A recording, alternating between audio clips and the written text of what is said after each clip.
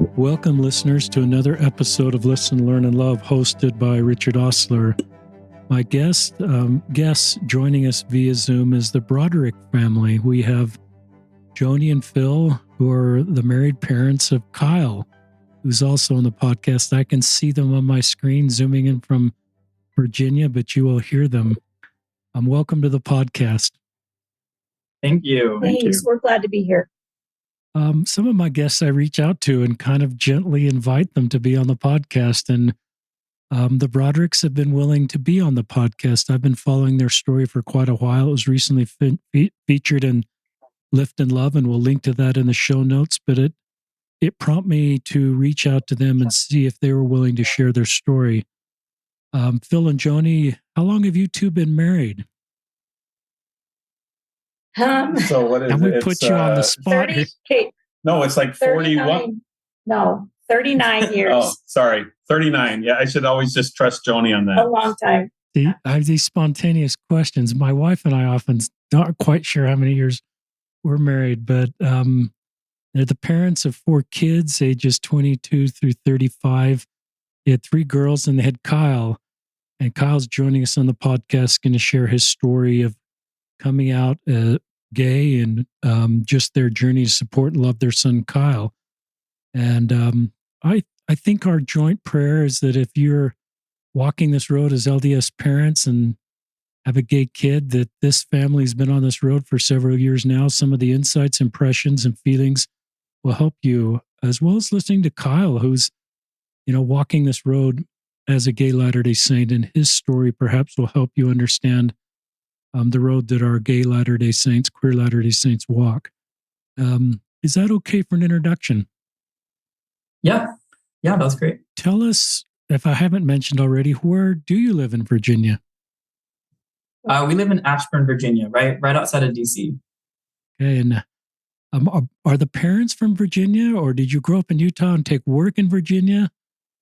So we grew up in Orem, Utah, both Joni and I, and I graduated from BYU in 1987, and we moved out here in 1987. So we've actually been out here longer than we were in Utah. And when you went there, some people leave Utah and they will say we're coming back to Utah to raise our kids, and some people get out there and then sort of like, this is really a good place to raise a family. We're staying. Any of that you want to share?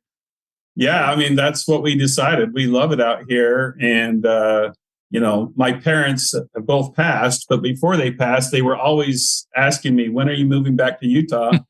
And our answer was, well, Dad, probably never. And so... so they finally stopped asking us after about year 20. Yeah, but no, we love it out here. And we feel like this is home.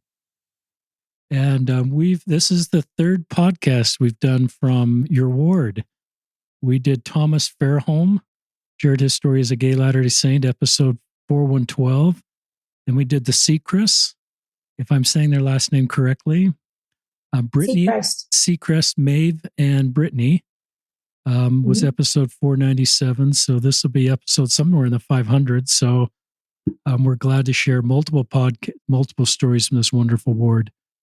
But Kyle, let's have you start. I think the first 30 or 40 minutes, this podcast, listeners, will be Kyle sharing his story. So Kyle, thanks for being on the podcast and bravely sharing your story.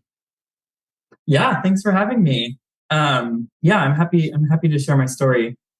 I guess we can just start with growing up. Growing up, we were just a pretty normal Mormon family. We followed all the rules. We went to church, nothing out of the ordinary for an LDS family.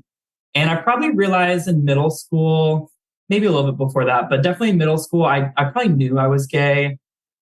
And it's just kind of, just the natural thing you do when you're, a gay person in the church is you just don't think about it. You don't accept it. You just push it down. That's just like how it is. Like, there's not even like a thought. It's not even an option that you talk about it or come out or even accept it in your mind. Like that's just, you just don't even do it. I realized I was gay, and I knew that I just wasn't gonna ever talk about it. And I was just gonna marry a woman and just be a normal LDS person and everything was going to be great that way. And I just knew in the back of my mind, I was like this kind of sucks. Like nothing is like, things are going to be fine, but probably nothing's going to be great. Like it's not ever going to be great because it's just like, that's just not who I am. And yeah, that was growing up. And then all through high school, through middle school, I dated girls. I did all the normal stuff, and everything was fine. I'm a pretty extroverted person, so I could, get along with girlfriends, and they were basically just really close friends to me. And I just felt like I could make it work.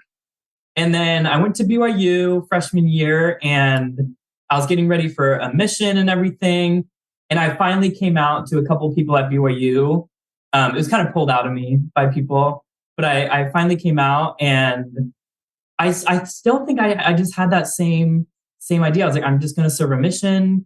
I'm going to make marrying a woman work. Like that's just what you have to do. You're not growing up in the church. You're not provided with any other options. You're not provided with any other, no way of thinking outside of that. If you do think outside of that, it's a, big deal. And so, yeah, let's move on to the mission, I guess. So I interviewed for my mission with my bishop at BYU, and he was really great. He actually had a gay brother, and I told him that I was gay, and he was like, I totally understand. That's great. You keep all the rules. You're good. Like, let's serve a mission. And I just knew, I felt getting ready for a mission, I felt like I don't really see myself long-term in the church. I don't see a way for this to work out. But I think that if I go on a mission, I can make it work out. Like that's where I'll be so into the church that everything will just have to work out, and I'll just start, believing it for myself. And so I got called to Mozambique, Africa, Portuguese speaking, and I went to the MTC, and it was really exciting. Everything was really new, learning a language, meeting new people. Everything's just really exciting. I just felt terrible. I just felt terrible. I just felt like an imposter, like a fraud. Like I was just learning things that I didn't see myself in. I didn't fully believe it for myself. I didn't really believe that this was going to be a happy path for me, but I still felt like I just had to keep on making myself believe it. And I actually came out to all the sisters in my district and to one guy that I was pretty close with in my district. And they were great, and they were really accepting. And it was good for me to, at this point in my life, I was not hiding the fact that I was gay. I was from like the public, but I wasn't hiding it from myself, and I wasn't hiding it from really close friends. But I still, in the back of my mind, just felt like I had to either make marrying a woman work, or that was just like the only thought in my mind. Like I didn't believe that I could do it. And that's why I was on the mission thinking during this time, I can convince myself that can work. And I remember just some things just didn't sit right with me just at the MTC and just teachings in the church in general. And there was one conversation at the MTC, and this teacher was great. I've hung out with him after I've come back from my mission and everything. But we just had, it was the chastity conversation, like, learning how to teach it. And so we're having that discussion, and the topic of homosexuality came out, and most of the people in my district knew I was gay. And so I'd kind of like give them like the glances every once in a while. I'd be like, oh my gosh, this is kind of crazy right now. And just at one point, we're just talking about homosexuality, and I think people were just kind of diving into it. And the teacher just said, like, I can't think of anything more unnatural or against God's plan than homosexuality. And it's just like, at that point, I felt like, how can I believe this for myself? Like, that is not something I believe. And I'm about to go on this mission where I kind of have to believe that. I have to teach that. And it just didn't feel right for me. But, coming home while you're at the MTC isn't really an option. I mean, for a whole mission, it doesn't really seem like an option. But, definitely, I definitely wasn't planning on going home when I was at the MTC.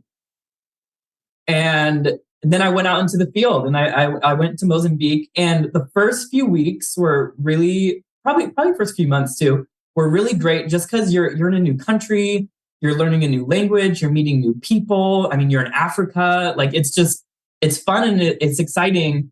And then I got really into the teaching part. And like I said, at the MTC, I felt like I was regurgitating lessons that I was taught to teach. And I didn't see myself in these plans that I was presenting to people. Like I literally was just teaching things that I knew how to teach, but things that I didn't believe really. And I definitely didn't believe was an option for myself. And it got to it was one P day, and I was just like sending emails home, just like thinking about home. And I just got to the point where I was like, I feel like I'm wasting time because I don't see myself following this path that I'm supposed to follow in the church. And if I stay here, I'm just going to be here for 2 years for what? For something I don't believe in. And I just didn't feel right with me. And not only that, but that day we had me and my companion had a bike ride that was like 30 minutes long. It was a really long bike ride. And that entire bike ride, I was just crying to myself. I was just crying literally the whole way until like a few minutes until we reached our destination. I was like, all right, pull it together. And I kind of realized at the end of that, I was like, look at myself. Like, I don't believe what I'm teaching. I don't fit in this plan. I'm severely unhappy. And I don't plan on, I don't see myself being happy forcing myself to believe these things that I know won't work for me because I'm not going to change. And so that's when we had a district meeting, and I was on a split with my district leader, and I just pulled him to the side. And luckily he was Brazilian, but he spoke some English. And I was just like, listen, I'm gay. I don't believe this stuff that I'm teaching. I'm not happy here. I don't want to teach it anymore. And I need to go home. That was just it. I just have to go home. I'm not staying here any longer. And so I had to call my mission president, and that was a little bit harder because he really didn't speak English. And so I had to use my really bad Portuguese from only being in Mozambique for a few months. And I told him that too. I was like, I'm not happy. I'm gay. And he basically told me, okay, well, you haven't broken any rules, so you can stay. And I was like, I know I haven't broken any rules, but I'm not happy. And I don't want to teach this anymore. I don't, it's not just that I'm not happy. It's that I don't resonate with what I'm teaching. I don't believe it for myself. And so he basically told me, if you're going to come home for this reason, then you need to tell your parents why you're coming home. You can't just come home without an explanation. And so I had to go. I had a little voice recorder. I would send voice memos home instead of writing long emails. And I don't want to interrupt you. You're doing great. Just so our listeners understand, have you been out to your parents before? Or not out to your parents? Okay. I was not out to my parents. Okay. Yeah. So they have no idea. They have no idea. And of course, my emails home are all the positive things or all the great things. I'm not going to, tell them I'm severely unhappy or anything. But so he says, you have to tell your family why you're coming home. And so I got my voice memo thing. And I also didn't want to tell like my companion or anything that I was gay. We should talk about that actually. Yeah. Let's go back to that. So another thing that was, kind of hard was my companion, my companion wasn't the greatest. And we, at one point were cleaning like the tub that we baptize people in. And we were just kind of chatting, and I don't know how it came up. I certainly didn't bring it up. But he said something around like along the lines of, I've kind of noticed like gay people really just like started coming out at the same time that social media became a thing. And I really just feel like there's a correlation between, people coming on social media. And so people kind of just see it as a trend. And so now lots of people, and I literally was just listening to him, and I was like, this is so crazy. This is so crazy. Like, I'm here gay, desperately wishing I wasn't. And you're trying to tell me that this is a trend that people are picking up because they see people tweeting about it. Like, it's just so crazy that people think like that. And I knew that I couldn't that wasn't who I was. That was I being a part of something that enforced that mindset, or people who like thought like that. It just wasn't who I was. And so that was, part of the reason too. I just knew I had to come home. So I have to send this voice memo. And so I go out into our little balcony. I close the thing because I don't want anyone to like listen to me.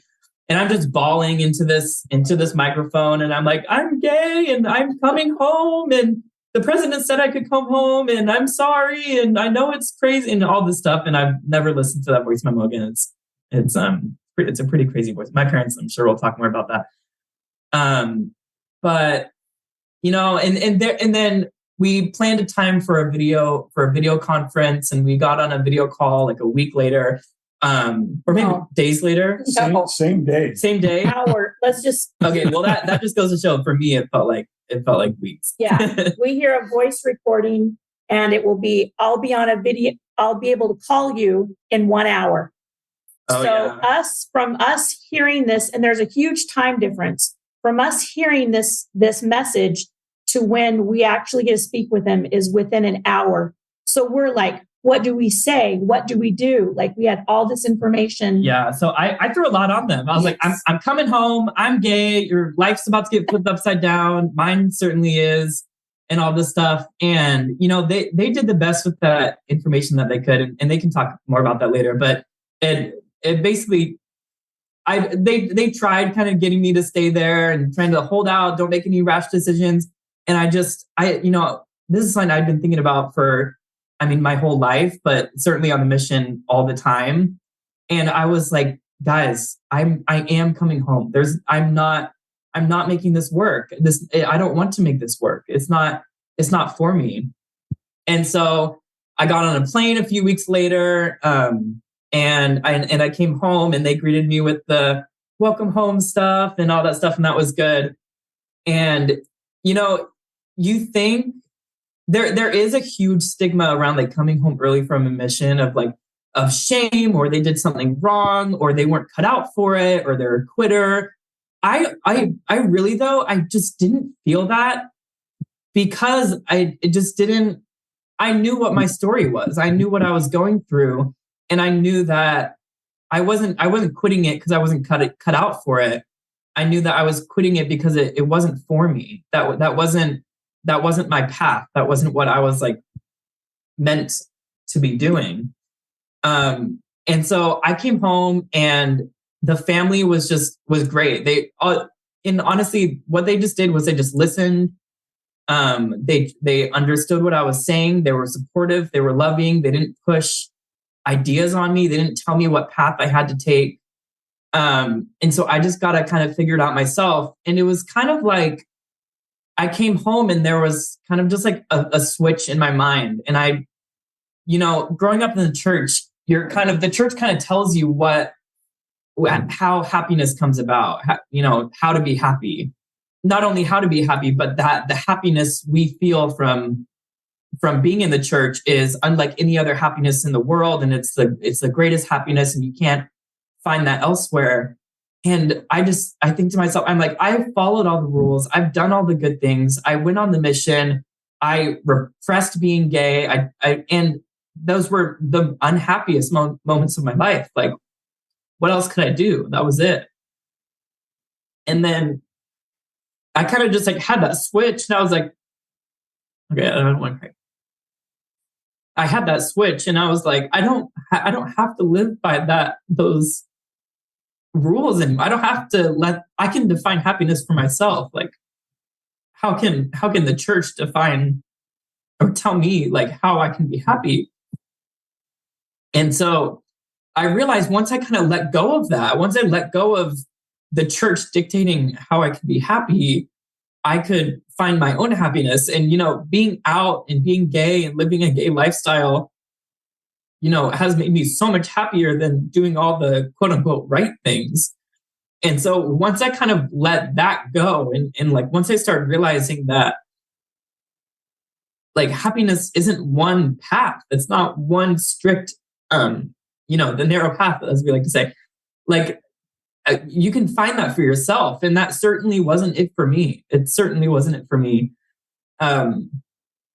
And I just can't imagine a life for myself where I'm fully happy repressing who I am. Like that's just not how it was meant to be. Okay, let me check my notes because I'm going to get lost in thought. Do you have any questions? You don't. My impression is let you keep talking. Okay. Okay, let's see. Oh yeah. Okay, so I came home and everyone's really supportive, and especially my mom really just like she really dove into it. She was like, I'm not only going to like support my kid, but I'm going to, make it a big part of me to advocate for this and do everything I can to learn and to help. And the beginning of that, when we were both going through this together, was she introduced me to some people, some stories, and some people individually who were taking certain paths. And some of those paths were staying in the church and marrying a woman, or staying in the church and being celibate.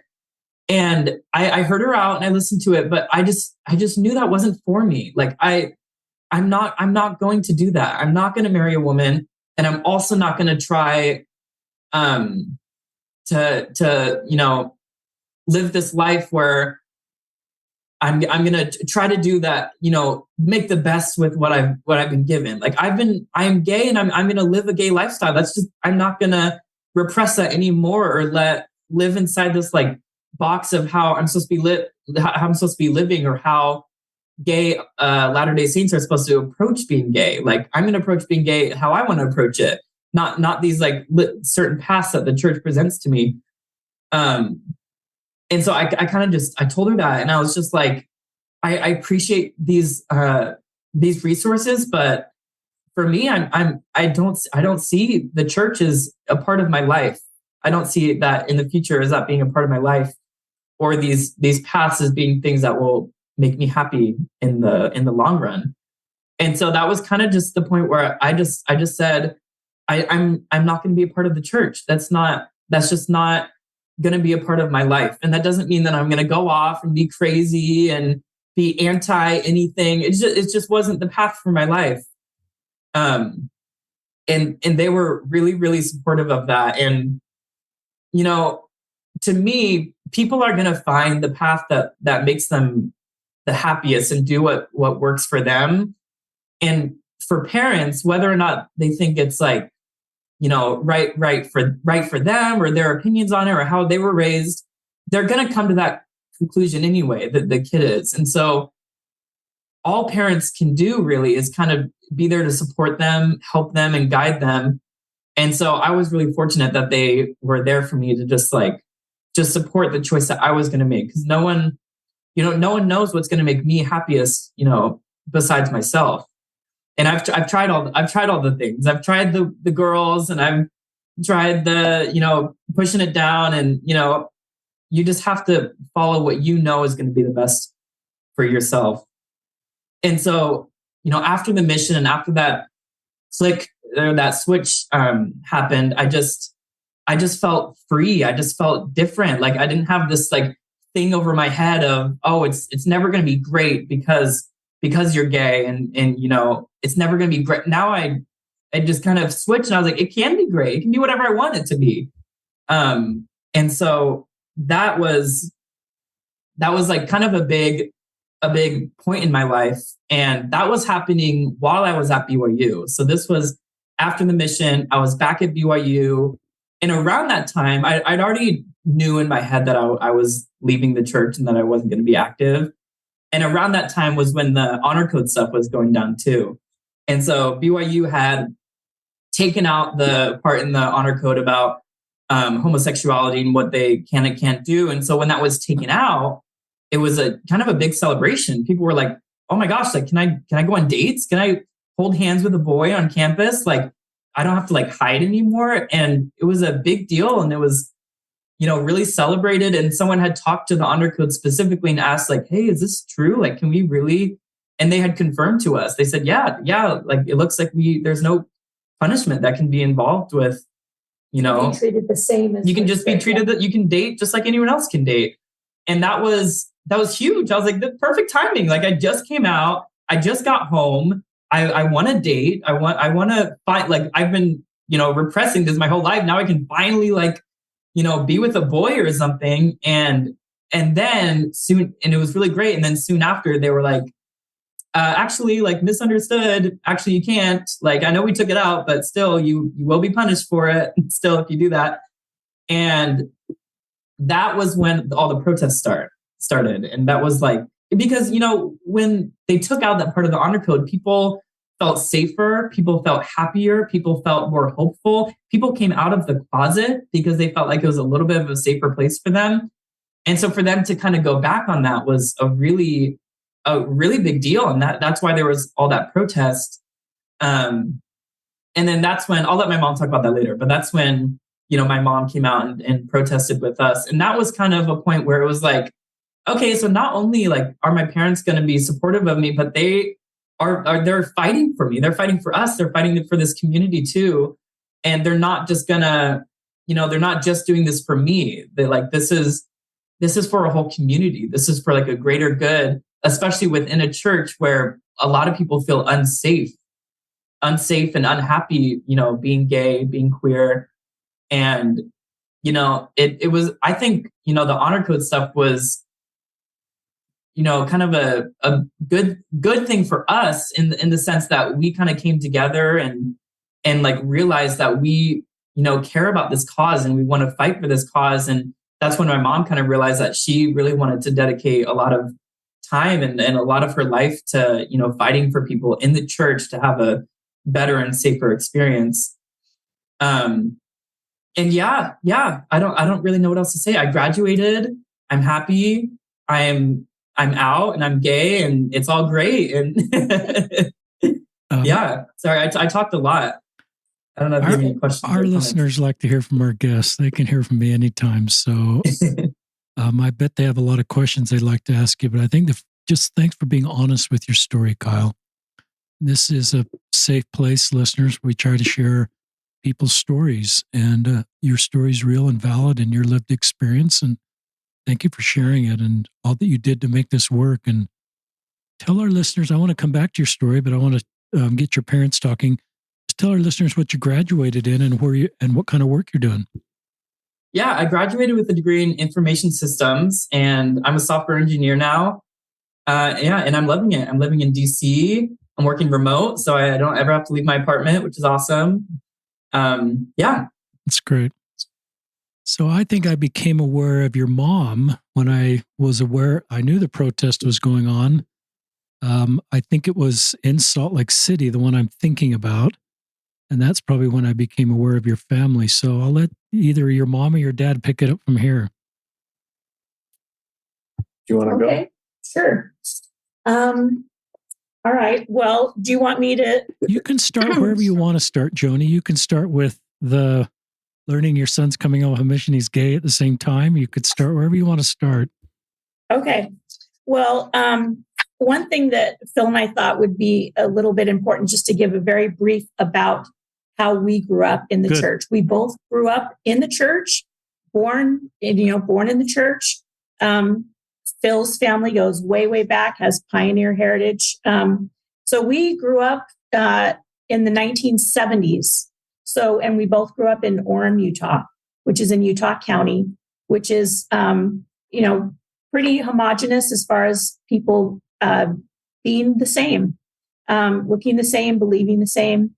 And I was just recalling as I was talking to Phil about this, I didn't even know growing up all through my school years, I didn't even know anyone that was not a member of the church. That just didn't cross my path. So I knew no one that was not a Mormon. I didn't know any people of color, didn't know any, like that was my growing up all through even going to college, my early years in college. So we grew up in the 70s. I was raised by a single mother and just had one brother. But the reason I mention that is just that my mother really relied on the church, almost as like a second parent, to help us. And it was to help, know how to raise her children. So pretty much any rules or guidance that the church gave was what was taught us through her, through home teachers, through young women leaders, And the church was utilized very much, almost kind of like a second parent. So any teachings that the church had in that time period of me growing up in the 70s was very much a part of my life and my teachings and the things I was taught. And at that time, the church taught things about gay people that were hard, that were very hard. And that that being gay was wrong. Not only wrong, but it was evil. Even sometimes, listed as next to murder. So that is how I was raised. And I think that's really important for our listeners to know, because even though maybe the church has softened their beliefs on LGBTQ people, it is not talked about. And so even going into, into our years of raising the kids, if the church softened some of its stances, it was never really talked about. Yes, maybe it was changed on a website or, added to a website, but it's buried deep in there and it's not really talked about. And so then our incorrect our teachings that we were taught are still in our head. And so that is what makes it very difficult. And so what made my huge turnaround, and what I'm so grateful for, is to have this son. Sorry. Because I know him. I gave birth to him. I raised him. I know of his goodness. I know of his soul, his heart. And so when he tells me he's gay, that just does not fit with what I was taught. And so I'm at a crossroads and I have to restart everything. And so that is, sorry, I'll let Bill take over because I didn't mean to get so emotional, but that is one of the reasons when you don't have skin in the game, so to speak, you can just go along and everything fits fine with the church. Everything is going along fine and smooth and works for everybody until it doesn't. And this is something that became a crossroads for me, for our family, because we love Kyle. And so this isn't just Kyle coming out and having this journey. This is a journey for our whole family. Our whole family has been on this journey, and it has blessed our lives immensely. It's been one of my greatest blessings. And I'm really grateful for that. You want me to add on here? Sure. So, just to add on to what Joni said, both of us raised in Orem, and, if I don't think I knew any gay people in my growing up years, and sometimes there would be rumors that so-and-so was gay. And that was considered scandalous. I mean, that was considered, wow, that's amazing. That's really bad. And so, times have changed, thank goodness. And, and maybe I will just jump to, Kyle's now 4 months into his mission. We're so proud of him for going on a mission, and we talk to him every single week, and it's all good, right? it's all good. I love it. Yeah, he's telling us how wonderful it is. He tells us he has a difficult companion, but other than that, he's working it out and he's doing great. Kyle's always had a tremendous amount of self-confidence, and he's very talented, and so we knew he could handle anything. And then all of a sudden we get this voice memo that Kyle described, and it was kind of like a double whammy. It's kind of like being punched in the face twice. Dad, I'm coming. Mom and Dad, I'm coming home. Mom and Dad, I'm gay. And we didn't know either one of those things. And so that was, that I have never gone back and listened to that recording again. I probably don't want to, just like Kyle doesn't want to. Not because of the message that came from it, but more because of the pain that we could see that our son was in. Yeah, I'll just say something to that, is that that is what reached us the most, was we could tell, he describes it as it kind of being crazy, and he kind of laughs about that, but it was a very serious voice recording, and there was a great deal of pain in his voice. And that is also not how we knew Kyle. Kyle was not somebody that had, anxiety weigh on him or depression or somebody that didn't finish a task or complete anything. Like he was not, he used the word quitter, like that was not Kyle. So we knew that this was very serious because he is not, not completed something ever from whatever he was involved in ever growing up. He completed things and he did it well. And so this was out of our experience for him to have to feel that way. And in fact, we had just 2 or 3 days before that, had another voice message from him on his mission. And he was telling us of all these great experiences and they were all people-oriented, people he had met, people he had taught. One guy named Junior that he bargained for his tie. Junior wanted Kyle's tie. And so he told us stories like that. And so this really came out of the blue, just from us feeling like he was doing well to, and his Portuguese doing really well, to then the voice message that he talked about. And I would just add, we're grateful that Kyle was patient with us because he had been living this truth for a long time, and this was brand new to us. And so we are always been grateful that he was, he even said it as part of his thing, is that he knew that he was dumping a lot on us. And, I'm not sure we reacted with love immediately. I'm grateful that we did that. We didn't do everything right, but we definitely, loved our son. That would never change. And then, we've definitely learned more since then, on how to support him and how to support people that are in this community. Well, let me add something to that. Yes. The first response from any parent to coming out as gay is super critical. Like, it can be really, really easy for a parent to respond with, okay, I hear you, or I hear you, but are you gonna live the standards? I hear you, but you're not gonna act on it, right? And even if that is what they believe to be the best path, that's just gonna really put something just dark and negative on the person. They're telling you this is a part of who I am, not a choice that I made, and you're telling me to not be that, basically. And so I think, like, for any parents like listening, even if you think that someone needs to not follow a gay lifestyle, saying that to your kid isn't going to feel supportive to them, even if you mean it to be.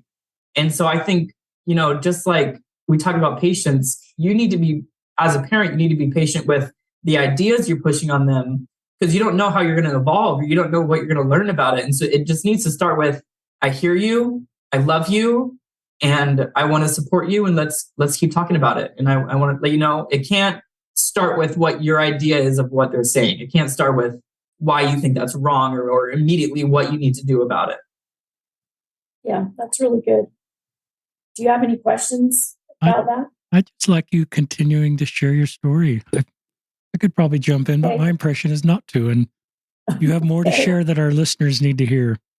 Well, I want to, because this is for people to learn from, I want to say, Phil had mentioned some of the good things we did, which was love him, support him. And also when, he had his mind set on coming home, that we trust. Our experience with Kyle is that we have a great amount of trust in him and his, and choices he's made. Like he's lived his life with no reason for us to question any of those regarding the choices and paths he's gone in his life. So when he was insistent that it was necessary to be able to come home, one of the good things we did is we trusted him to know what was best for him. But in the very, very beginning, like I'm talking just hours into it, knowing, we did do a couple things that probably weren't great. I look back on some of the emails I wrote him immediately after the voicemail. And I think I said something like, encouraged him that, because he was on a mission and that this was something that, Satan didn't want him to like preach the gospel, that he was using this. But it's okay to be gay, but you can still stay on your mission. So for a period of time, and I'm just talking hours, we did push a narrative of, it's okay to be gay, but stay on your mission. Again, we were kind of like, we'll deal with the gay later. Yeah. Just stay on your mission. Yeah. And that was not the right approach. Yes. And so we want to acknowledge that and recognize that. Hopefully people can learn from us because we do it differently now. The other thing I would say were my first reactions and what I hope to help make change and help for parents is that when something like this happens, that you're not so filled with shame. And I did turn some of this inward. I mean, most of my concern was for Kyle, but if I'm honest, I will say that I turned some of it inward. Like, what are people going to think of me as a mother? I don't have a son that comes home early. That's not something our family does. That's certainly not something Kyle does. I mean, Kyle is and still is well loved in our ward. Like this is the ward he grew up from an infant. And he has so many people that love him, young men leaders, bishops, people that he has seen him grow up. And so it's kind of like there is a great amount of shame, which, I feel bad about saying, but that is the truth, that there is a stigma attached to this. And that's something that I hope our culture can do to change, that when it is necessary for somebody to come home or even necessary for somebody to not go on a mission, that there is not a shame attached to that. Because that is what I felt. I remember saying to Phil, like, okay, it's okay if he's gay, but does he have to come home? Why are people are going to think that he's coming home because he's being sent home because he's gay? And that's not accurate. And so I had all of these personal things swirling around within me even before he comes home. So he's still in Africa at this point. But this is kind of all the stuff that was happening prior to him coming home. So I dealt with all those emotions kind of before he got home in the next couple of weeks. And can I just throw something in here? Mm-hmm. So on this day that this was all happening, we reached out to our stake president, who got involved with us right from the beginning, and he's wonderful, wonderful man and very supportive. And one of the things he said, if there's any leaders that ever listen to this podcast, one of the things that he said to us that was so impactful to me, I'll probably never forget it. I had a great concern that we were taking a lot of his time because this was a Tuesday. This is the middle of a busy business day. He's a successful executive, so I know he works hard, works long hours.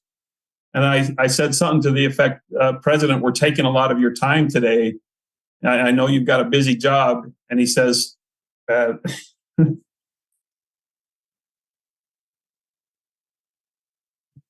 he said, today the Brodericks, I don't know why I can't talk. Today the Brodericks are my number one priority. And he gave us all the time that we needed to work through this for that day. So we appreciated that. Those are great segments. All of these are great segments. Just you being so honest is so helpful for our listeners. I wish you could see their smiles, listeners, as Kyle smiles as his parents speak, and Phil and Joni smile as Kyle speaks. This is a beautiful family love story that is different than it was meant to be or thought to be when you're all growing up. But keep sharing. You've got more to share. Joni, why don't you talk about that there were no resources available? Okay. Like we felt like we were all alone in this when we learned about this. And I do love that stake president story, Phil. That is terrific. I love that your priesthood leader's walking with you. Go ahead, Joni. Yeah. So with that as the backdrop, even though there was love for us and love for Kyle and that concern for us, the stake president had to get involved because Kyle was coming home early. And so the mission president had to talk to the stake president. Kyle had to talk to the stake president. Like there's kind of a process that happens before you can get an official release. And so that's why he was involved in that way. And so the love that was expressed to us was wonderful and much appreciated. Because we're deer in the headlights at this point. Like, again, remember how we were raised, and remember that this is like immediate, like catching us off guard. And so I will say that one thing that I feel like can be done better within our church culture and our gospel is to help leaders know how to help families that have LGBTQ experiences. That is really important. And so even though there was love expressed, there were no resources for us. So where we were sitting there, and it would have been nice to hear, like, here's another family you can talk to that has experienced this. They are well down the road. They can help you. We didn't have anything like that. Here's a website, or here's a book, or here's a podcast. Nothing. Some of the resources center around asking the child to repress themselves, center around, some different options are they can just still marry a woman. They can stay celibate. They can, which, you might say it's not, you're not repressing who you are. You're just not acting on it. But that is, you are, repressing who you are. And so I think those can be like pretty hurtful, hurtful things to hear when you're coming out is, hey, I'm coming out. And the first thing to say is, okay, what if you don't act on it? What if you don't, I'm gay. Okay. What if you like kind of pretend not to be, it's like, to me, those can be, and those seem like the kind of main, paths or resources for people who come out, which I think is hurtful, which is a problem. Those should never be the first, options present or the only options presented to someone. And I don't think we ever presented that to you. No. Ever. Yeah. Yeah. But within the church. Yeah. So no, from our stake leaders, from our bishopric, there was nothing for us. Like, we really felt like we were alone in this.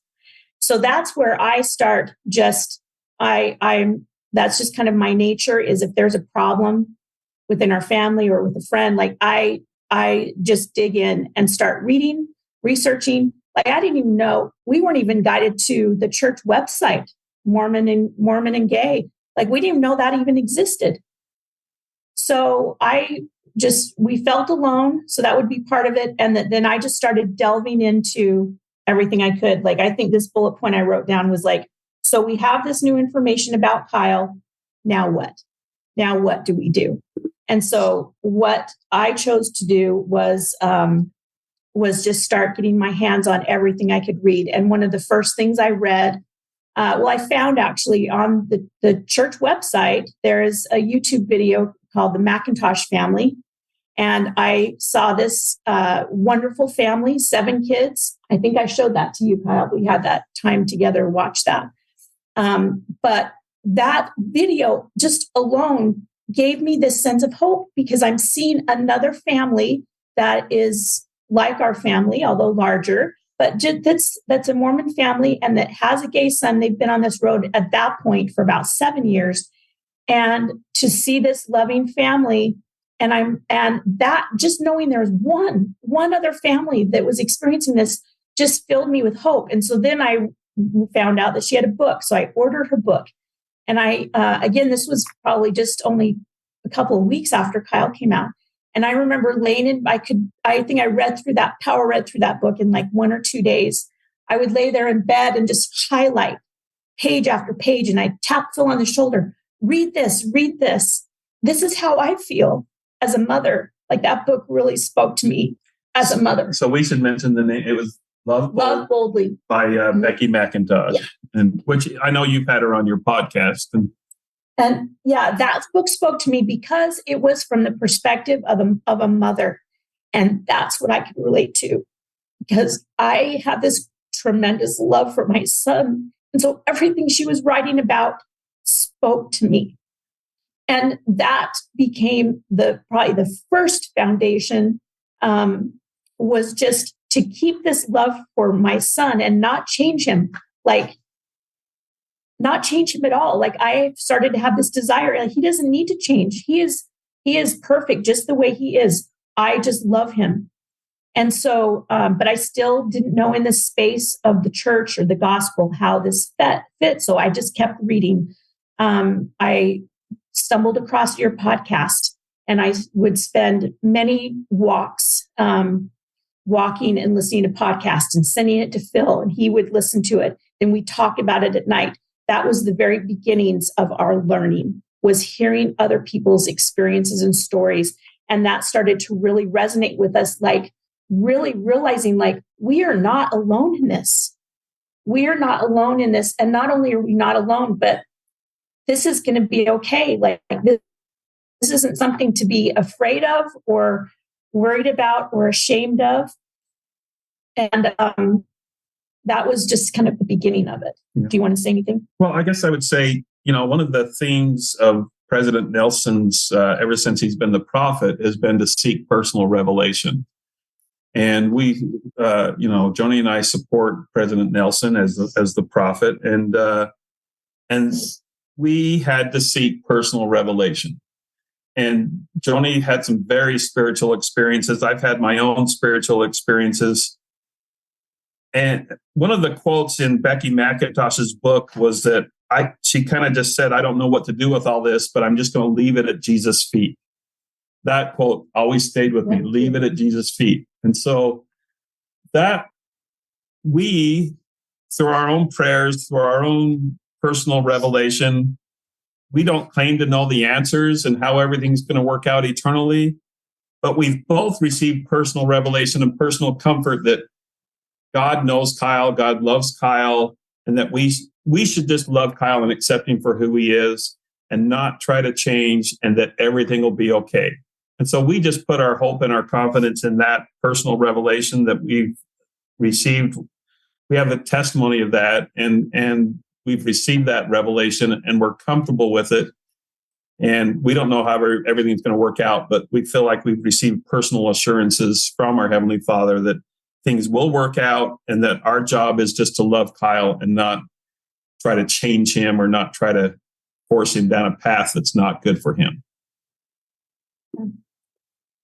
So that would lead us to the experiences that were in our Lift and Love story, me flying out to a North Star conference and the BYU experience. But before we go into that, did you have any questions up to now?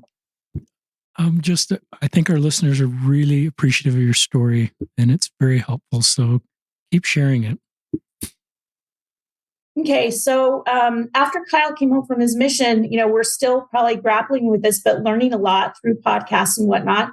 And in my mind, I'm expecting okay, well, he's coming home like mid-October, and he's already missed the BYU semester, so we'll probably have him home from just October to January till he goes back out to BYU. But no, this boy just wants to hit the ground running, and he's not even home 2 weeks. Probably within 3 days of him being home, he's like, I need to go back to BYU. And I'm like, well, sorry, but the semester's already started. They're not expecting you now. I'll get late entry. I'll just do a couple of classes, but I'm going back there. Wow. So again, when Kyle, has full of confidence, he knows what he wants. He goes after it, very ambitious. And so he was only home 2 weeks, 2 or 3 tops, before he was going to go flip back out to Utah to go to school. So he would be going basically from Mozambique, and then within 3 weeks back to Provo. And so I just felt like I just didn't have enough time with him. I still want to learn. And one of the best places I can learn is from my own son. But he's ready to hit the ground running and go back, not wanting to waste any more time. So I at least said, then let me come with you. Let me go fly back to Provo with you, help you find an apartment and get, settled in there. Let me just come spend some more time with you. And so, he was fine with that. So we went out there together, and that's, I actually reached out to Becky McIntosh, and she was kind enough. We had lunch together. Good. And she was kind of the first person that I was able to face-to-face talk with. And that was very helpful. And I also went to a parent support group that she had at her house And I remember when I like introduced myself, like, kind of like a AA meeting or something, like, hi, I'm Joni Broderick and my son's gay. And they were all so supportive in their like, how long have you been in this space? 3 weeks. And I was just, it was very raw and very, very, it's just still really fresh. Yeah. Tell your experience about. Okay. So after Christmas, I had been reading a lot, had really gotten educated, and I'd also found North Star. And I was just a passion to me. I want to go to this conference that's coming up in March. This would be March of 2019. And so I bought a ticket to the conference, bought a plane ticket, and I was coming out in March. And so we all know what was happening, like middle to late March is when COVID and everything shut down. So not knowing any of that is on the horizon, I'm at this time just flew into Salt Lake, and was the first thing on the agenda for North Star on a Thursday was to people who wanted to could go to a temple session just to kind of kick off the conference, the right spirit and whatnot. And so I'm there for all of it. So I plan on doing that, got dressed, ready to head to this opening temple. And that's when Kyle called me. I hadn't even seen him yet. I had just flown in from Dulles Airport to Salt Lake. And he called me and he said, Mom, there's going to be a rally here at BYU because the honor code's changed. And I'm like, what? Like, what's happened? And he kind of described it to me. And he said, a lot of people are down here and they've got signs, and we're just going to come together basically to kind of support one another with some really devastating news that was hard for a lot of these students. And I said, okay. And I said, what can I do to help? And he said, well, you can come down if you'd like. And I said, and so that's where I'm like, for just a brief moment, I'm like, I'm supposed to be driving to the temple for this session, but my son's calling and saying that this is happening. This was important to him. And so I said, okay, I'm on my way. And so I just beelined for Provo and going there to support him with whatever it was going to be. I had never been to a rally before, and nor probably been around a whole bunch of gay or transgender or LGBTQ students. It's in this large of a format. But I was going because that's where my son was. And so this was March. So I hadn't seen him since he had been home for Christmas. And then probably January 1 flew out back to BYU. So not only was I coming for that, but I hadn't seen him for 3 months, from January to March. So I was really looking forward to seeing him. And so driving there, I stopped at a Walgreens. I bought some poster board and some markers, and then lifted up the hatch of my rental car, and I wrote out free mom hugs on one side. And then I think the other side said, I used your words, Richard, we need to listen, learn, and love our BYU students, something like that. And so I just did that in the back of my car. And then I parked and I started just walking towards where he said he was.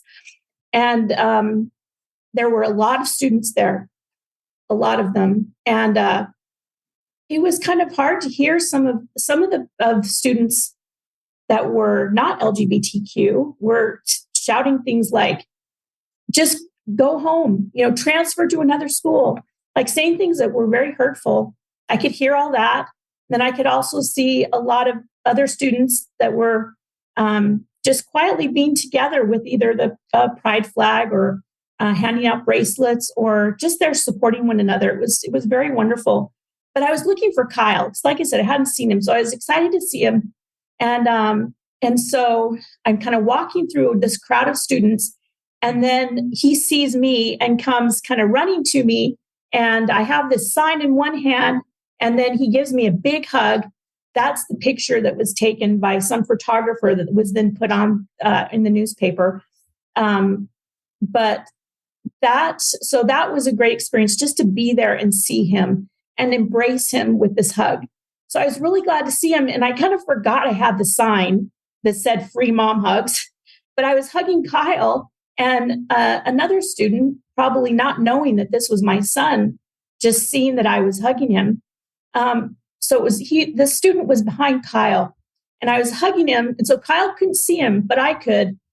And it was a really tall, I know now, a transgender student. And I had never known or been around anyone that was transgender before. So this was extremely out of my comfort zone. But they were so patient, and so they were just standing there very, respectfully waiting their turn for a hug.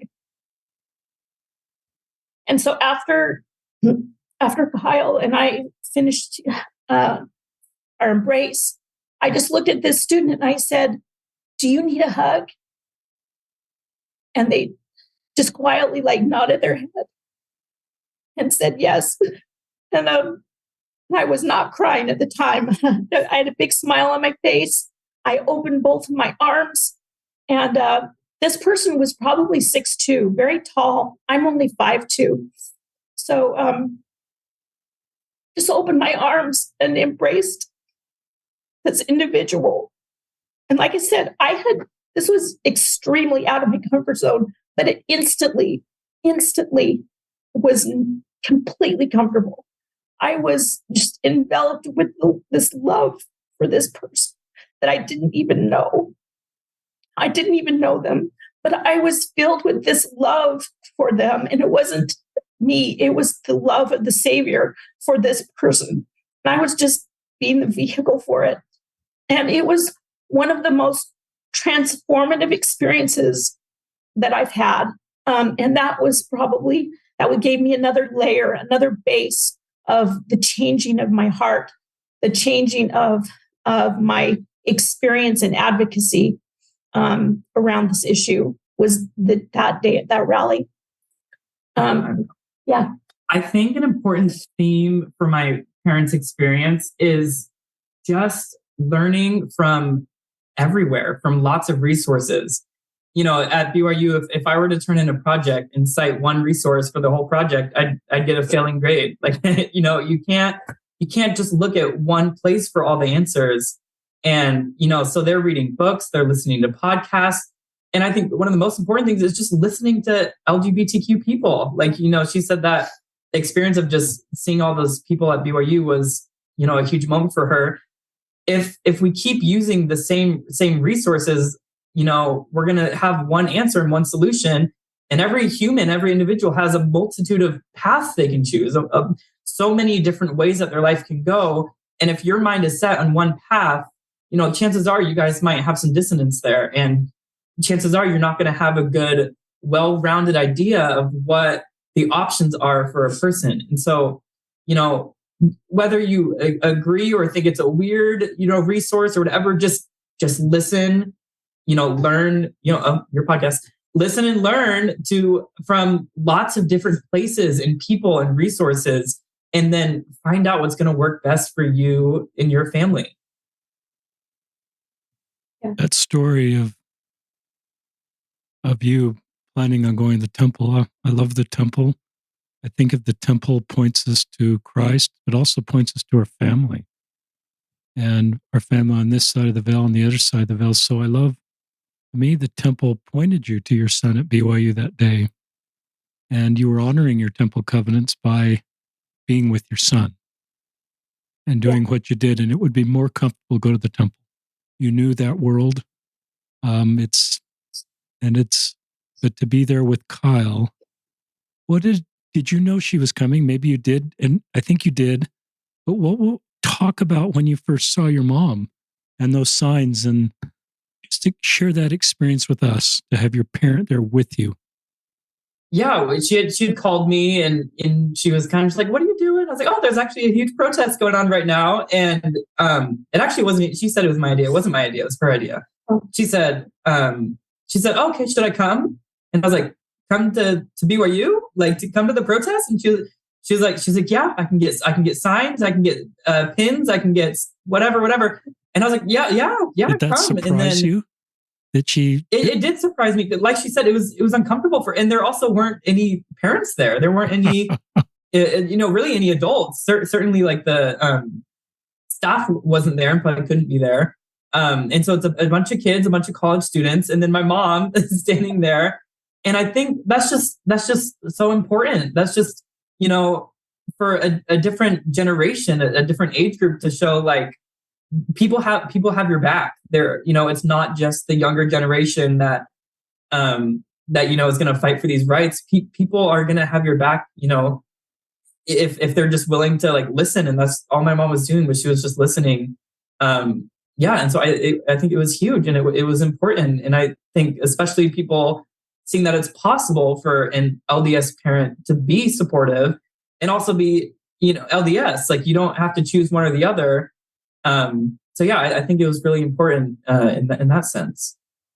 I was actually surprised at how, like, what I was doing was simple, was just like literally just being there and hugging kids. Like, to me, that's the easiest thing in the world. I love these kids. I love youth anyway.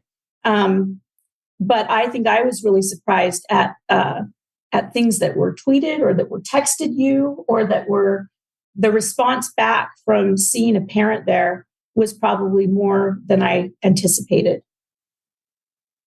So yeah, the next thing, that this was one day, the next day I was able, just on a free day, not knowing that COVID still was getting more serious and all the temples were going to be closed down. I did not know that was happening. I did go to I went to the Provo temple with my mother-in-law, who has now since passed away. But so I did go to the temple with her. And I had, one of the main reasons I went that day was the whole spirit. So I had been reading everything. Any book that on LGBTQ in the LDS space, I have read and had listened to hundreds of your podcasts. I had also been to 2 days of North Star at this point and had the experience on the BYU campus. And then I'm able to go to the temple just on my own with my mother-in-law. So I was just filled. I was on fire with information, with knowledge, with wanting to get my own personal answers, because I know I could. I knew I could. That was something that had been promised, if we get our own personal revelation. And so I thought, then I'm going to get mine. I'm going to get mine. And so I went to the temple with wanting answers about just, are we okay? Are we okay as a family? Is my family going to be, lost now in the eternities? Are we not going to be together? Are we not going to be with this wonderful son that we have? Like, it is not heaven to me if he's not there. So I went with all these questions and and is Kyle, what about Kyle? Is he going to be okay?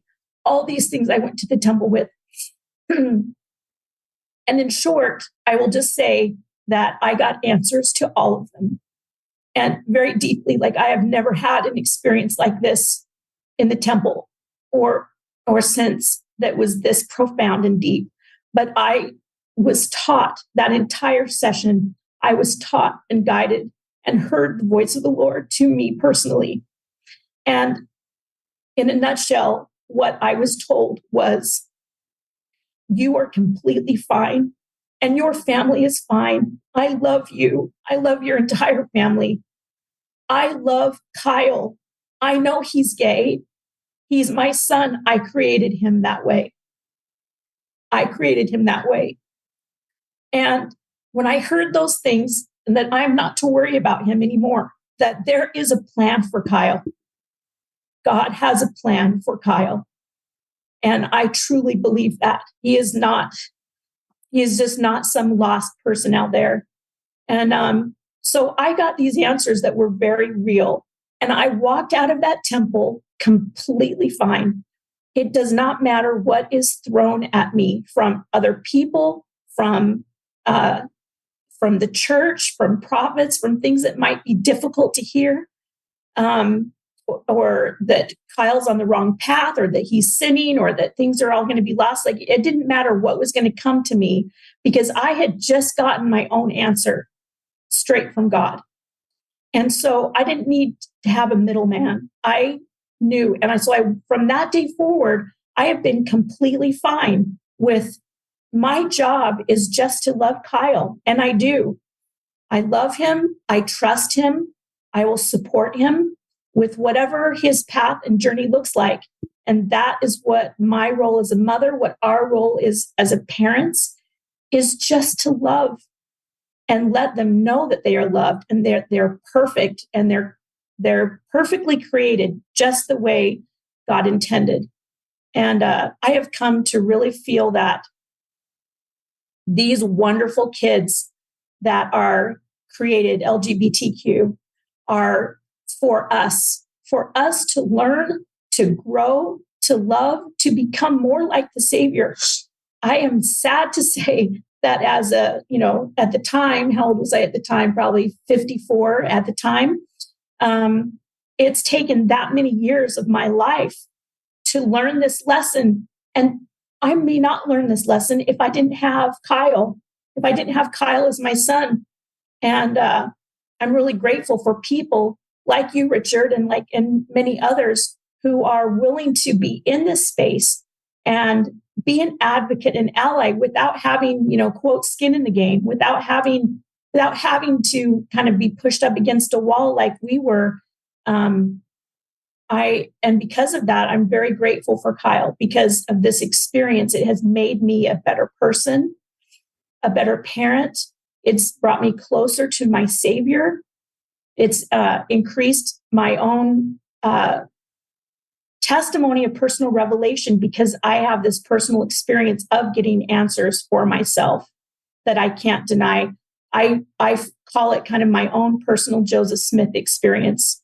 I knew it. I know God knows it, and I can't deny it. Really powerful segments, some of the finest segments we've ever done on this podcast. Bill, any things that are in your mind right now? Yeah. My wife's got me all choked up. So, so it's been very helpful to us to learn more, about what's happening and to hear quotes from some of our prophets and apostles. And this is a quote that's been read on your podcast many times, but I'll read it again from M. Russell Ballard.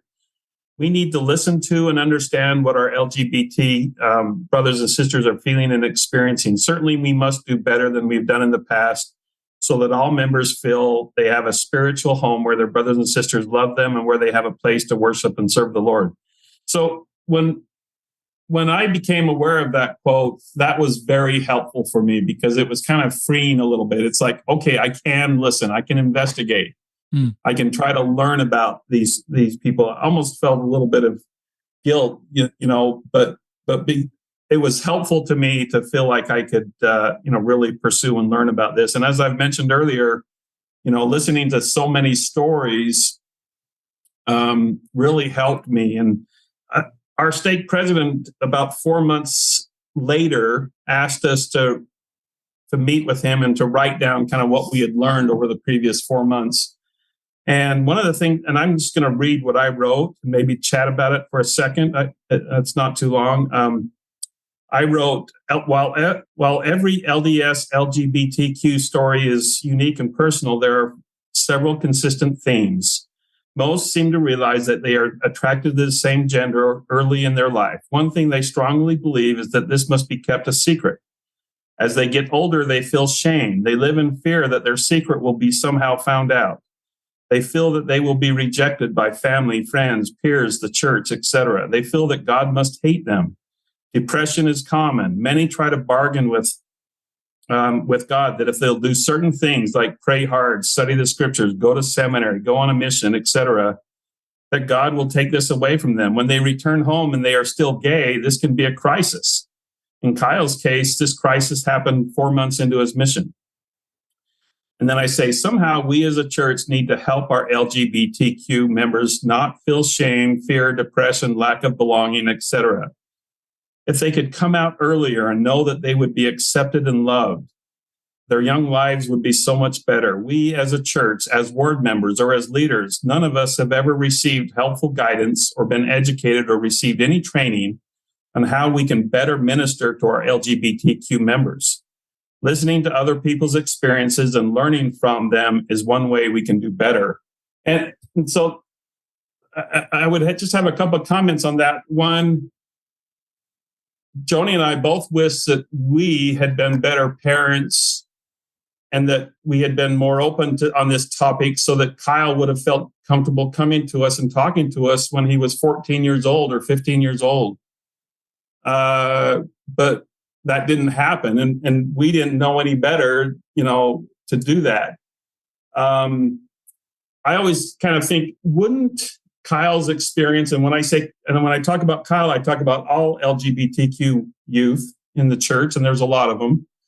Wouldn't their experience be better if young men presidents, young women presidents knew that they were gay? If bishops and other leaders knew this, and their parents knew it, then wouldn't loving leaders and loving bishops and loving parents be able to kind of help their children and guide them and help them not feel shame, help them know that God loves them just the way that they are? Wouldn't that be better?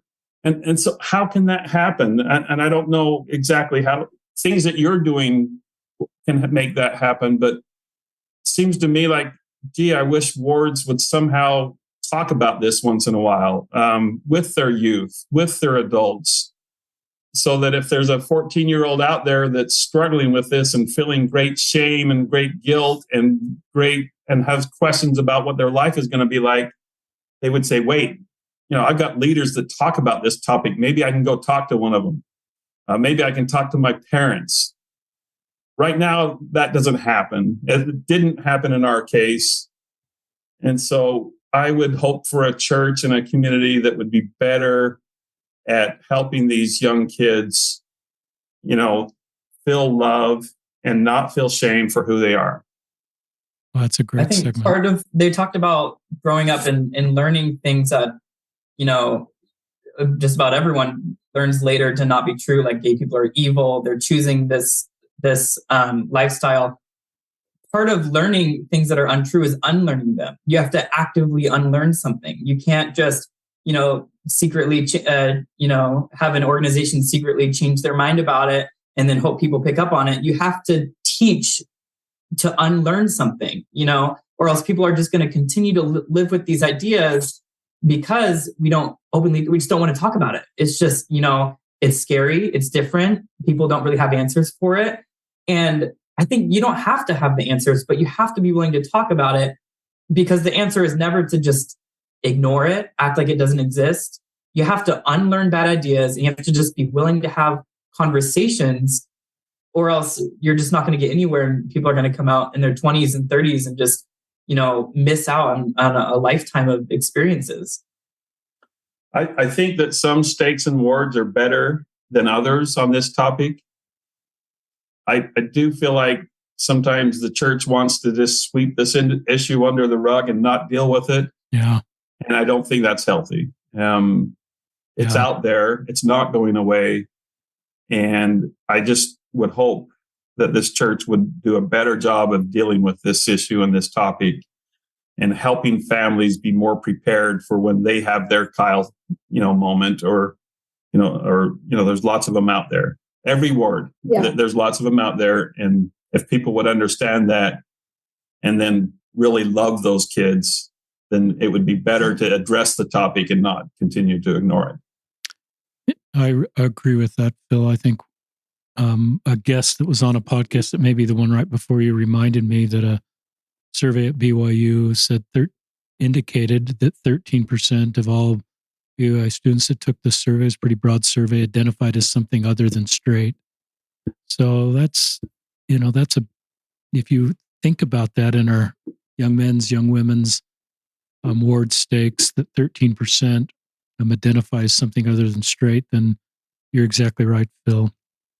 We're recording this, listeners, on a Sunday, and I like that because Sundays on afternoons, I just feel like longer podcasts work for me, and I want to stay engaged longer. And so I'm going to keep this going because I just sense our listeners that this is really helpful for.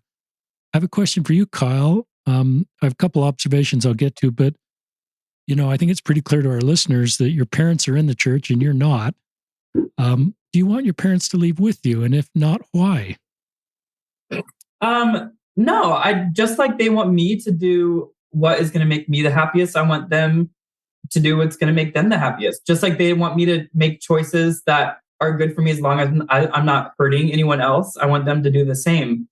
I, of course, don't want anyone to engage in anything that's going to oppress or, hurt somebody by, things that they're engaging in. But I think their time is better spent working internally in the church to make it a better place for LGBTQ people, because I don't think the answer is, just getting everyone out of there, and then then you have just less voices for people like me or youth that need to hear it.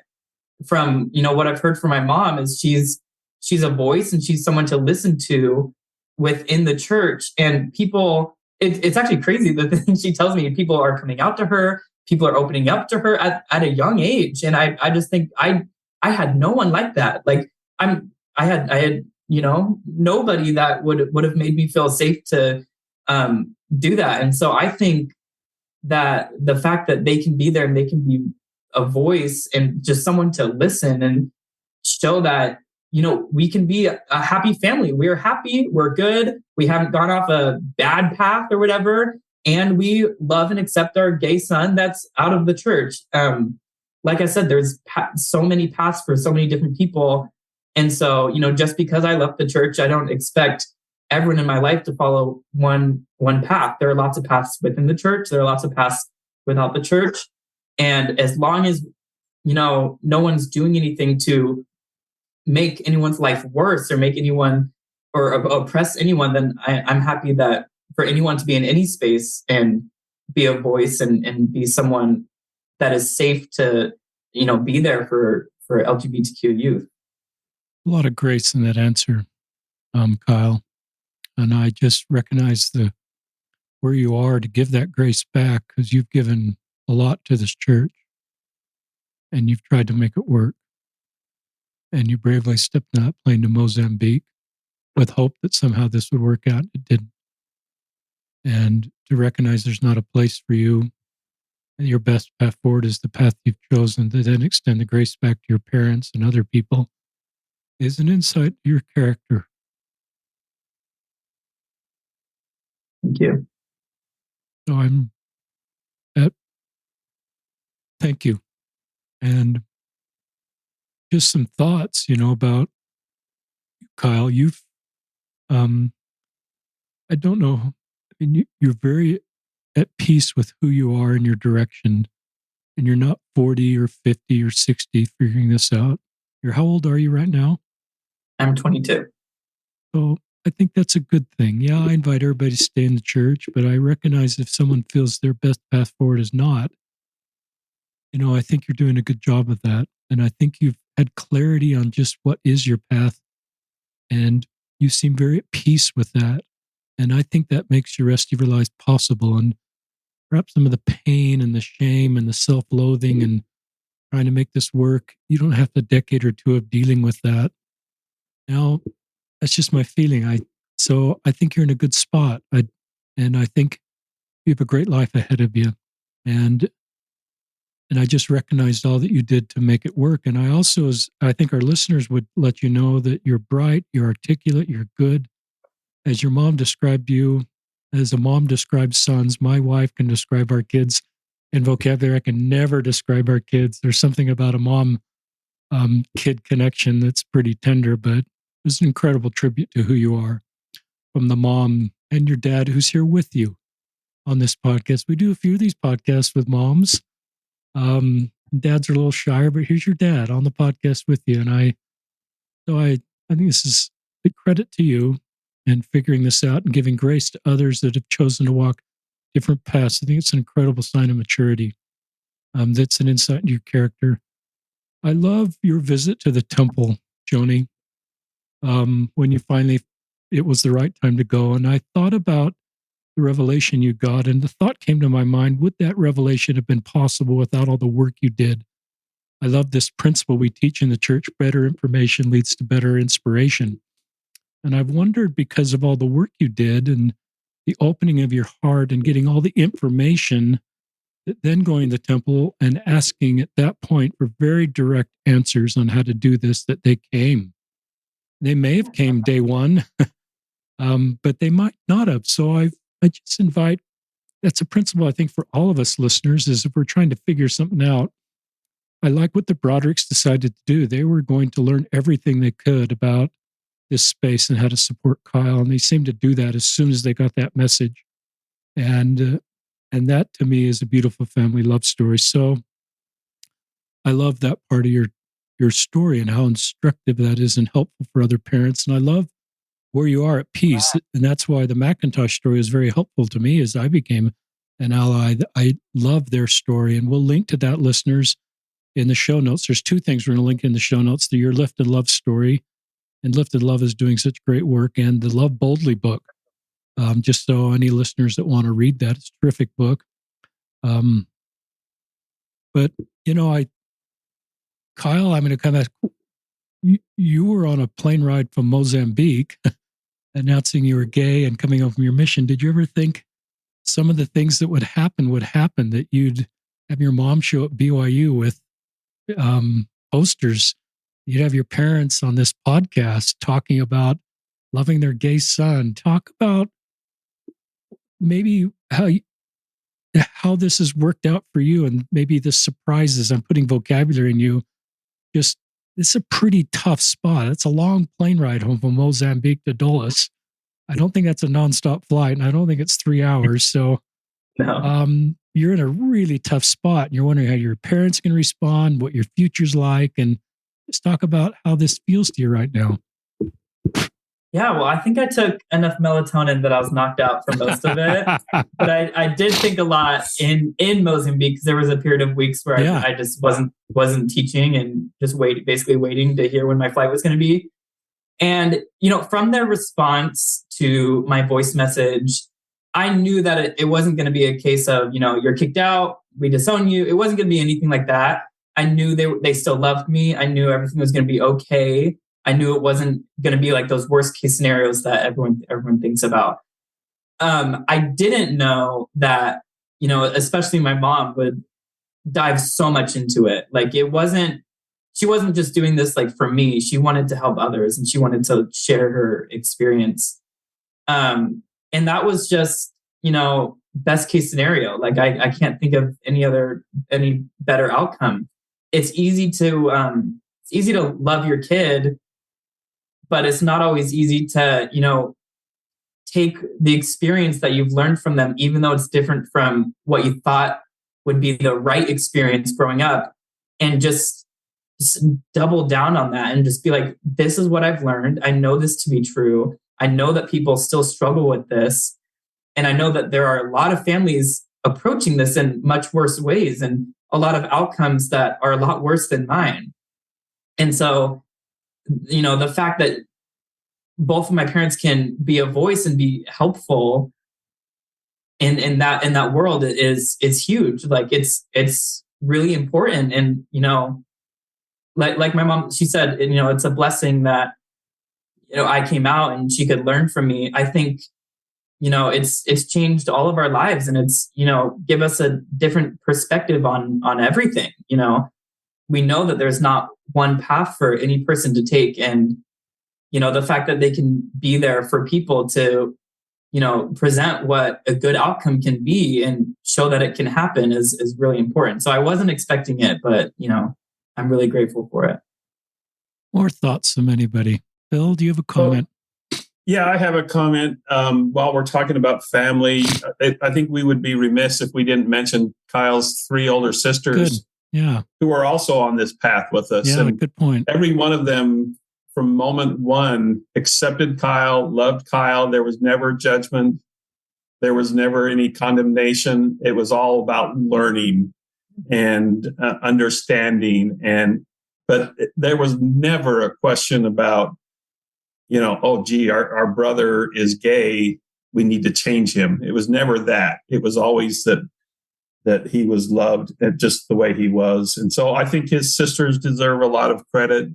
The whole family has been supportive, and, maybe part of it is because Kyle's our entertainer and he keeps us all laughing, and he keeps us, it's always funner when the whole family's together. Kyle's always the life of the party and gets us laughing, and we have a good time. So, everybody loves Kyle. Like, he's not only, there's stigmas about the last child. He is the last child. So he's there, that type of favorite that siblings always joke about. But he's also the only son. And so there's a lot of, he already came into this family with a lot of favorites, behind him. So he is very loved within our whole family, his sisters, all of us, and anyone that comes in contact with him. Everyone loves Kyle. I can't tell you how many young men leaders, neighbors, everyone just love Kyle for who he is. And I feel like that fact alone is because of who Kyle is and how he's lived his life. When he did come out and it was made known to other people, that began the very beginnings of helping to change people's hearts, because they knew Kyle prior. No.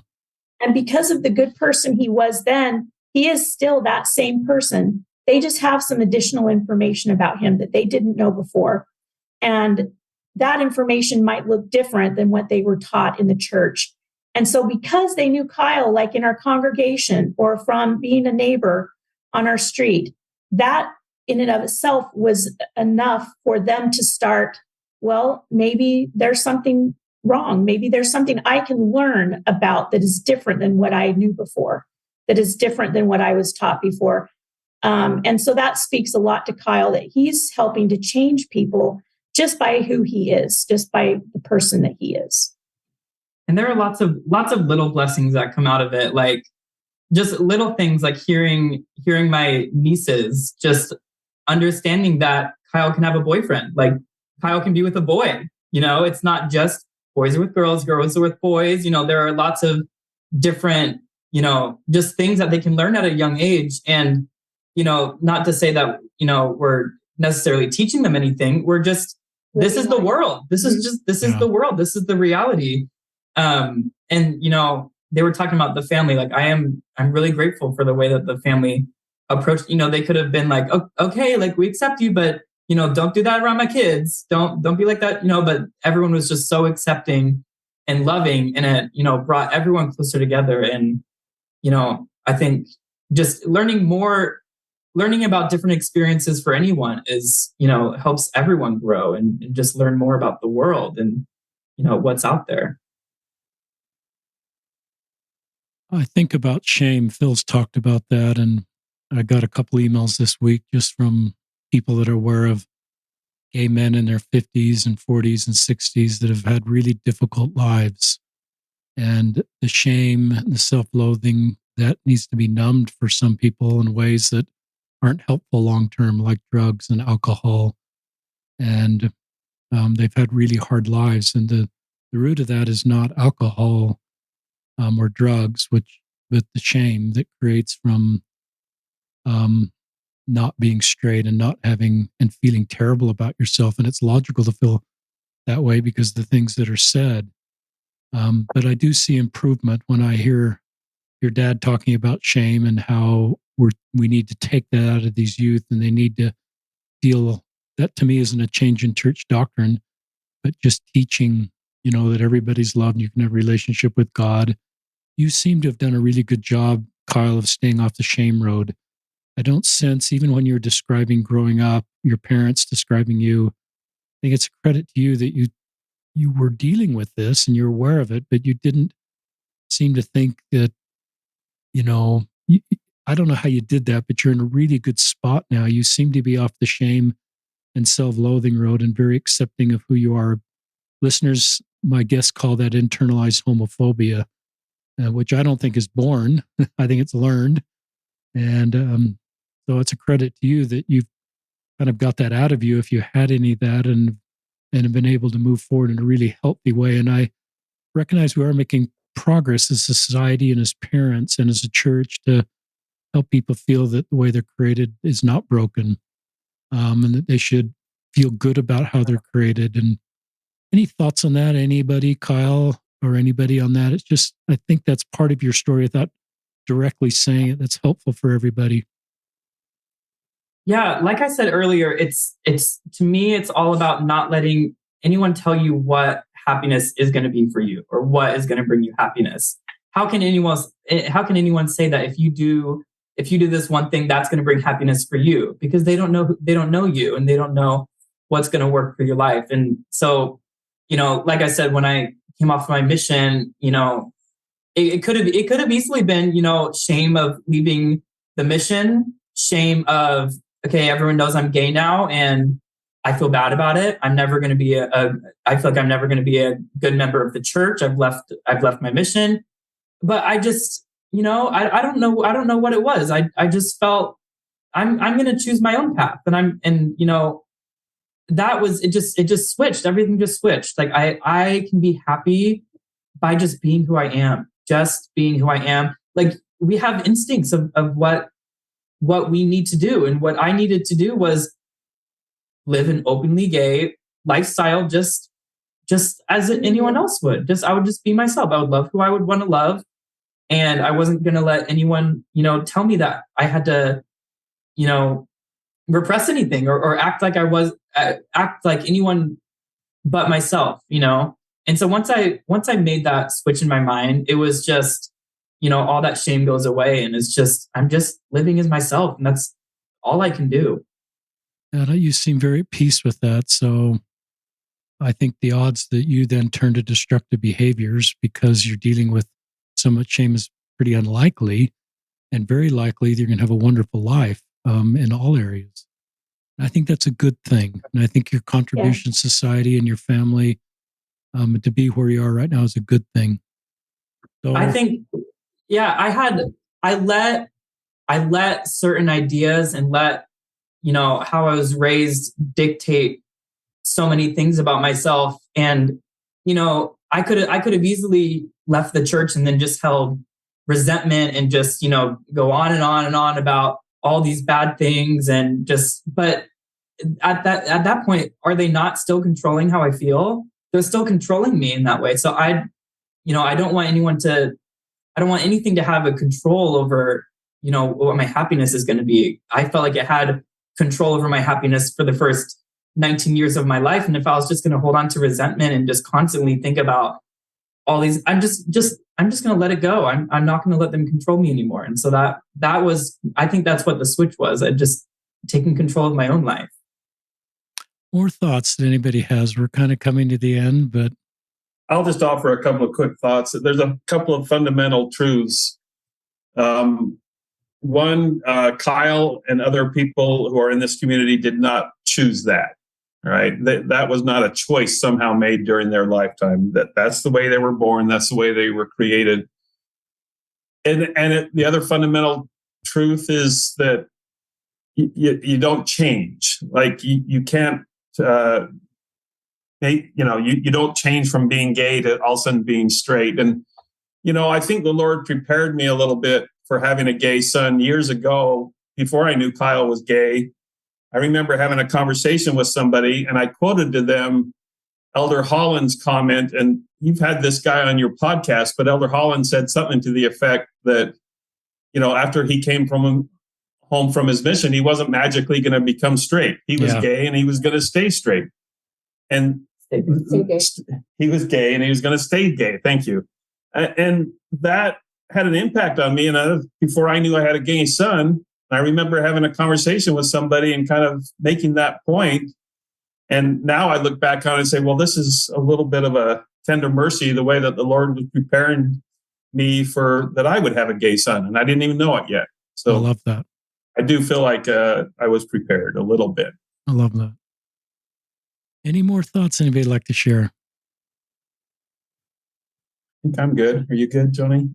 I think one of the things that we just like to leave with is just, we hope to be helpful in this space, to offer to leaders, to bishops, to encourage them to seek out resources and help and listen to other voices, and have this become a more normal part of your church and ward family and culture. Because we promise you, there are LGBTQ people, wonderful people in every single ward out there. And you just may not know it yet as a leader. But if you can lead your ward, teach your classes with that in mind, that you are speaking and teaching to wonderful souls out there that are in this space and that have these feelings, just like Kyle did. Like when Kyle was just saying, like, I knew growing up and hearing lessons at church, like this just didn't fit me. And I realized, I think, what were your words? You said something like, I realized that my life probably just wasn't going to be that great. That's how he felt as a young youth, with the way that things are taught and that lessons are perceived by these kids. So my hope is that we can do better in this space, and that we can not pigeonhole people into one way, but our overarching umbrella of that God loves his children, and he created all of us, and we're all different. And there is a path and a plan for all of God's children, and they do not all look the same. There's not just one way, one path back to our Heavenly Father. He has too many children out there that are diverse and wonderful and different and unique, and he has plans for all of them. And that's one thing that I really hope to get more of a message out, and to help leaders, to help other families, so that when they do find out, if they have the LGBTQ child, that their experience won't be like mine, which is that spending a couple of days under the covers crying in, fear, a lot of fear for what life will hold for us, for Kyle, and shame. Those were the two probably biggest emotions that I had in the very beginning. And those feelings from then the temple experience that I shared earlier, that was only a 6-month period. Wow. And for my heart to get changed in that period of time, to where I had feelings of fear and shame, to feelings of now, this is your greatest blessing in life, because it has taught you, it has changed your heart. When I left the temple that day, I truly felt like the Lord had taken out my heart and given me a new one. And it was larger and bigger and better than I had ever had before. And from that time, I've experienced just this great passion and love for all of these kids. And I hope to continue to be able to do that in some form or fashion. Always. If people want to contact you, how would they do that, Joni? Or Phil? I'm on Facebook and Instagram. So we'll tag. I'll post this on Facebook, listeners, Sure. and Instagram, and I'll tag Joni so that you can message her. I'm reading this quote a lot, but maybe I'll just read it at the end of this podcast. It's Apollo 13 for those of you that are regular listeners, and Apollo 13 is sort of in this worst case scenario. The astronauts are alive, but it's just this critical situation. And I sort of think that's where your family was, Kyle, when you sent that message. No one had died, but this was like, I'm gay and I'm coming on my mission. And it's sort of like Apollo 13 is not going to make the moon. I'm reading more into this than I usually do. This is Apollo 13. We're just trying to get Apollo 13 back to Earth alive. We've scrapped the moon. But then Gene Kratz stepped forward when everybody's so negative, and he says, with all due respect, sir, I believe this is going to be our finest hour. And I think this has been an incredibly fine hour in a very difficult situation.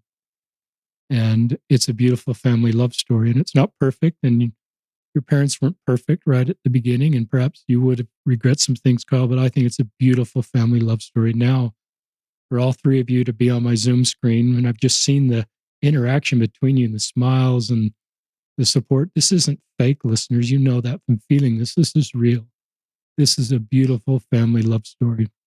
And I think it's what makes our heavenly parents happy, is when all of us love each other and support each other and on each other and preserve the family relationship. And So this is really helpful for a lot of listeners. I'm so grateful you did this podcast. And there's things that you've said that I won't pick up as particularly insightful, but it may just be what a listener needs from a dad, from a son, from a mom. So thank you for what you've done and who this family is and the great lives you all have ahead of you to help us create Zion. Thank you. Thank you. Thank you. So thank you, Broderick family, Phil, Joni, and Kyle. And this is Richard Osler signing off from another episode of Listen, Learn, and Love.